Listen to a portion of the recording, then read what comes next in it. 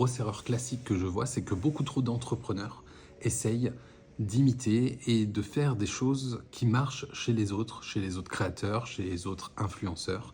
Donc ils passent du temps finalement à réfléchir à leur setup, à la manière dont va être le fond, au meilleur micro, à la meilleure caméra, comment on fait des beaux sous-titres, comment on fait des belles superpositions, etc. Et ils passent beaucoup plus de temps à chercher tous ces trucs que finalement à parler vraiment à leur cible et aux personnes qui pourraient potentiellement être intéressées par leurs offres ou leurs services. Et au final, qu'est-ce qui se passe? Ils publient rien, ou alors quand ils publient, bah c'est vide. Parce que ça ne leur ressemble pas, et surtout parce que ça parle pas vraiment directement à leur cible. Et ça aide personne. Donc, ce que tu veux vraiment, on est d'accord, c'est pas forcément faire le buzz, c'est pas de devenir viral, parce que tu veux pas des centaines de personnes qui likent tes contenus, qui sauvegardent et qui partagent, si derrière tu fais aucune vente. Tu veux que ce soit les bonnes personnes qui tombent sur ta vidéo et que ces personnes-là, quand elles tombent sur ta vidéo, elles se sentent concernées.